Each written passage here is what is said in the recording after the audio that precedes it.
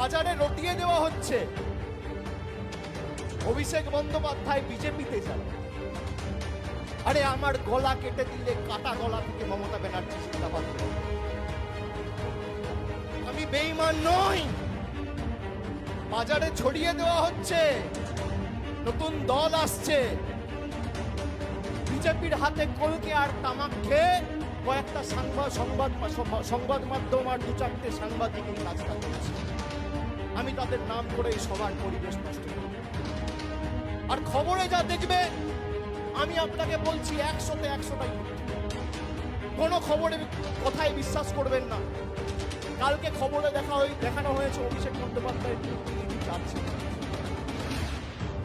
CBI chargesheet দিয়েছে, 28 পাতার chargesheet. দু জায়গায় খালি আমার নামটা লিখেছে। তাও অভিষেক বন্দ্যোপাধ্যায়কে বাড়ি কোথায়, সাংসদ না বিধায়ক না পঞ্চায়েত প্রধান, কোথায় থাকে, তার ছেলে, কোনো পরিচয় নেই। বিজেপি নেতারা যেমন ভাব পাচ্ছে কথা বলতো, ইডি সিবিআই এখন ভাব পাচ্ছে কথা বলতো। এই ভয়টা দেখে আমার ভালো লেগেছে। খবরে যা বেরোয় 100তে 100টাই মিথ্যে। আমি আপনাকে বলছি, 12 লক্ষ মানুষকে বাড়ি দিয়েছে আমাদের সরকার। একদিন একটা খবর দেখেছেন, 2.5 কোটি মানুষকে, 2.5 কোটি মহিলাদের, মায়েদের, দিদিদের, বোনেদের নিজের গচ্ছিত সঞ্চিত সরকারি রাজ্য সরকারের কোষাগার থেকে আমাদের সরকার লক্ষ্মীর ভান্ডার দিয়েছে 50,000 কোটি টাকা খরচা করে। একদিন খবর দেখেছেন? এই খবর দেখবেন না। পথশ্রীতে প্রায় গত 3 বছরে 15,000 কোটি টাকা খরচা করে প্রায় 24,000 কিলোমিটার রাস্তা তৈরি করেছে। খবরে দেখেছেন? কেন্দ্র থেকে এক পয়সা না নিয়ে দেখবেন। অভিষেক ব্যানার্জির বিরুদ্ধে সিবিআই চার্জশিট দিয়েছে। আরে আমি সকাল বিকেল কথা পাল্টাই না। 5 বছর আগে কোভিডের সময় 2020 সালে বলেছিলাম যে আমার বিরুদ্ধে যদি কোনোরকম কোনো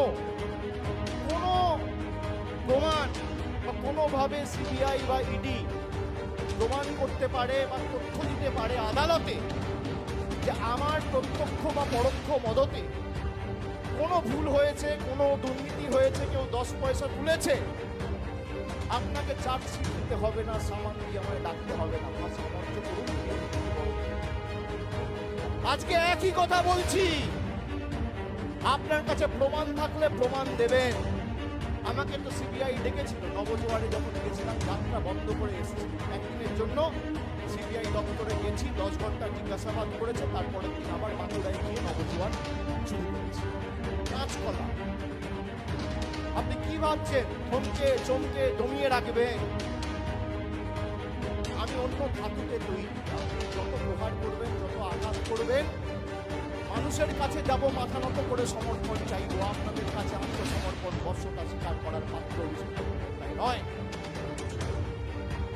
আমরা সবাই এসছি আমাদের নেত্রীর কাছ থেকে তার নির্দেশ নিয়ে আগামী দিন এলাকায় ফিরে গিয়ে কাজ শুরু করার লক্ষ্যে। খুব সম্ভবত 3 তারিখ থেকে উচ্চ মাধ্যমিক পরীক্ষা রয়েছে। উচ্চ মাধ্যমিক শেষ হওয়ার পরে আমাদের হাতে বেশি সময় নেই। অনেকে ভাবছেন 1 বছর সময় রয়েছে, এখন তারপর নির্বাচন হবে। 1 বছরের মধ্যে 2 মাস 3 মাস বর্ষা রয়েছে, 15 দিন পরীক্ষা রয়েছে, 2 মাস কালী পুজো, দুর্গা পুজো, দেখতে গেলে হাতে 4-5 মাসের বেশি সময় নেই। এখন থেকে মাঠে নামুন, রাস্তায় থাকুন, অতন্দ্র প্রহরীর মতো বাংলাকে আগলে রাখুন। যেখানে দরকার হবে আপনারা যে পাড়ায় যেতে বলবেন, যে বুথে ঢুকতে বলবেন, আগামী দিনে আমি যাব, কথা দিয়ে যাচ্ছি। কিন্তু লড়াইটা নিজের কাঁধে তুলে নিয়ে 214 থেকে একটা আসন হলেও আমাদের বাড়াতে হবে। 2026-এ আমাদের লক্ষ্য যে কটা আবর্জনা বিজেপির এই 70-75টা তো জিতেছিল, তার মধ্যে 10 জন চলে এসেছে। নির্বাচন হয়েছে, সেখানেও নির্বাচন যখনই হয়েছে, যারা বিজেপি থেকে এসে তৃণমূলের প্রার্থী হয়ে নির্বাচনে দাঁড়িয়েছে, মানুষ তাদের পুরাতন সমর্থন। আমি আপনাদের অনুরোধ করব, 1 বছর আগামী সবকিছু ভুলে গিয়ে, নিজেদের মধ্যে ভেদাভেদ ভুলে গিয়ে, মানুষের কাছে ঐক্যবদ্ধ হয়ে, মানুষের কাছে গিয়ে সরকারের যে জনমুখী প্রকল্প এবং জনসংযোগ আরো আগামী দিন কিভাবে নিবিড় করে তোলা যায়, সেই দিকে নজর দিন। ষড়যন্ত্র করে কোনো লাভ নেই। যারা হোয়াটসঅ্যাপ গ্রুপে রাজনীতি করতে চান, এসব করে কোনো লাভ নেই। মানুষের পাশে দাঁড়িয়ে মানুষের জন্য কাজ করতে হবে। আর যারা চক্রান্ত করবেন তারাই আক্রান্ত হবেন।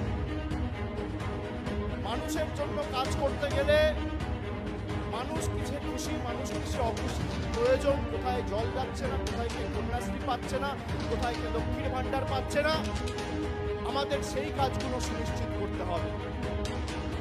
এটাই তো বাংলার বৈশিষ্ট্য। নানা ভাষা, নানা মত, নানা পরিধান, বিবিধের মাঝে দেখো মিলন মহান। বৈচিত্র্যের মধ্যে একতা। আমরা বারবার সেই বৈচিত্র্যের মধ্যে একতাকে মূল মন্ত্র এবং পথ চলার পাথেয় করেই লড়াই লড়েছি, আগামী দিনও লড়ব। এক চুল এক ছটাক জমি বিজেপি সিপিএম কংগ্রেসকে ছাড়বো না। এদের যত ক্ষমতা আছে প্রয়োগ করুক, মানুষের সমর্থন নিয়ে তৃণমূল কংগ্রেস আগামী দিন 215-এর বেশি আসন